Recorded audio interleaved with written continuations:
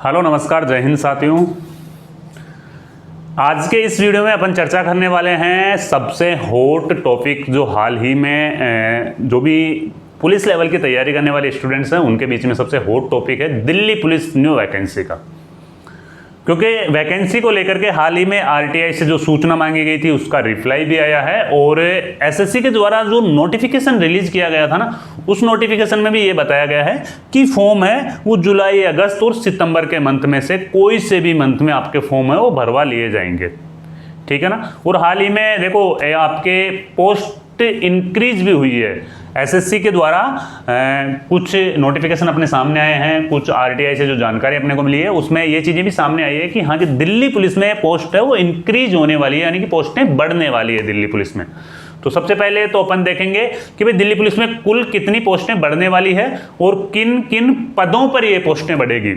यानी कांस्टेबल के पद पे कितनी बढ़ेगी, हेड कांस्टेबल मिनिस्ट्रियल के पद पे कितनी बढ़ेगी, ड्राइवर के पद पे कितनी बढ़ेगी, सब इंस्पेक्टर वाले पदों पर कितनी बढ़ेगी, उनको अपन देखेंगे। और फिर उसके बाद में देखो जो आपका कन्फ्यूजन है ना ड्राइविंग लाइसेंस को लेकर के, उस कन्फ्यूजन को भी मैं दूर करने वाला हूँ। ओटीआर को लेकर के आपका कन्फ्यूजन है उसको भी मैं दूर करने वाला हूँ।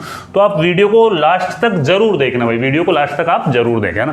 देखो ये आरटीआई के द्वारा जो सूचना मांगी गई थी ना, उस सूचना का रिप्लाई आया है इसमें ना। तो इसमें रैंक वाइज बताया गया है, नंबर ऑफ वैकेंसी, और इसमें है यानी कि जो वैकेंसी थी ना, बढ़ी हुई वैकेंसी है ना, वो ये है टोटल, है ना। और टोटल वैकेंसी इतनी इसमें बढ़ाई गई है ना, ठीक है ना। तो देखो इसमें हेड कांस्टेबल जो मिनिस्ट्रियल है ना, उसमें मेल और फीमेल दोनों कैंडिडेट्स इसमें फॉर्म भरेंगे।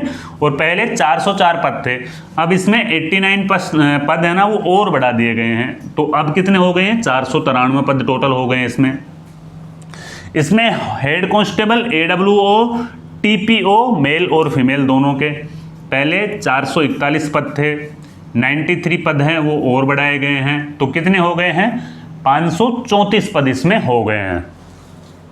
कांस्टेबल ड्राइवर के पहले 633 पद थे, जिसमें से 89 पद है ना वो और बढ़ाए गए हैं, है ना। कितने पद बढ़ाए गए हैं, 89 पद बढ़ाए गए। अब पद हो गए यहाँ पे 722 पद हो गए हैं।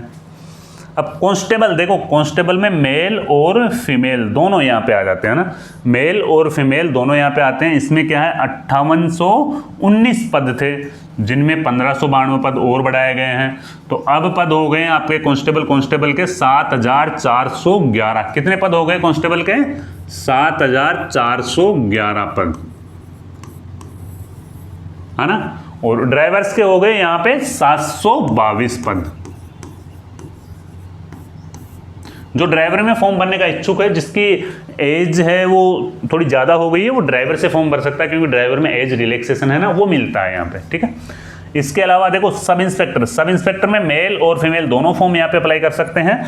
और सब इंस्पेक्टर के जो पहले पोस्टें थी वो थी 75, अब 106 पोस्टें और इंक्रीज करी गई है, तो 181 पोस्टें हो गई है सब इंस्पेक्टर में। टोटल कितनी पोस्टें हो गई है, 181, 181 पोस्टें इसमें हो गई है। टोटल देखो, टोटल यहाँ पे है ना, अगर अपन बात करें टोटल यहाँ पे पहले 7372 पोस्टें थी, अब 1969 पोस्टें हैं वो और बढ़ाई गई है, तो 9341 पोस्टें हैं वो यहाँ पे है।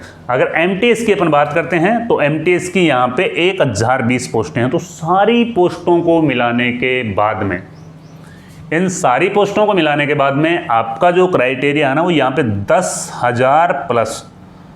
10,000 प्लस पोस्टें हो जाती है दिल्ली पुलिस में।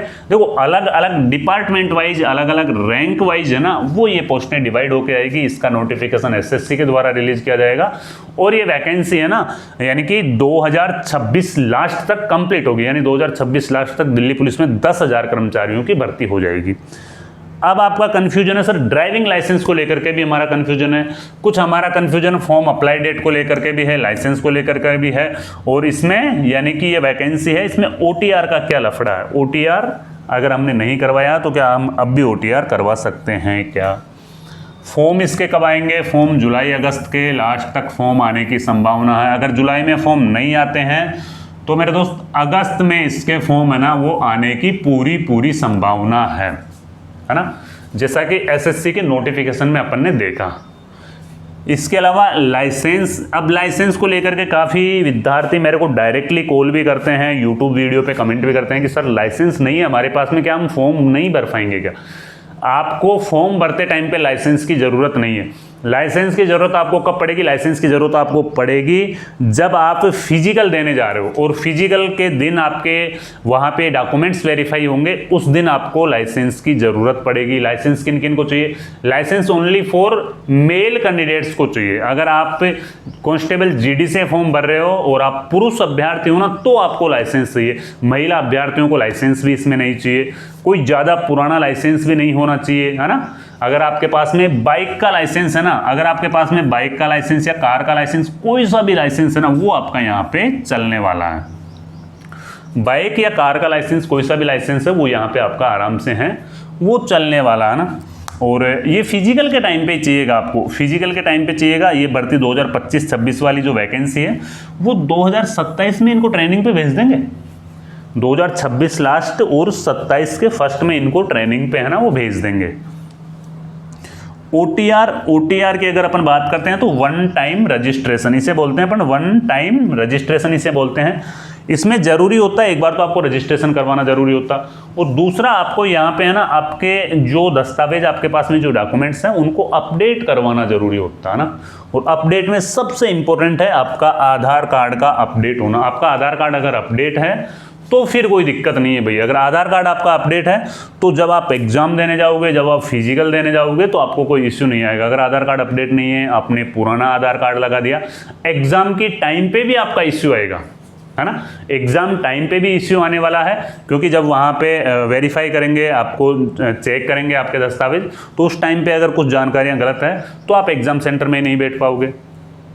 तो इसीलिए आधार कार्ड को और अपने जो भी ज़रूरी दस्तावेज हैं उनको एक बार मिलान कर लें कि भाई इनमें नाम आपका, आपका फादर का नेम, आपकी डेट ऑफ बर्थ, वो सारी चीज़ें सेम है या नहीं है।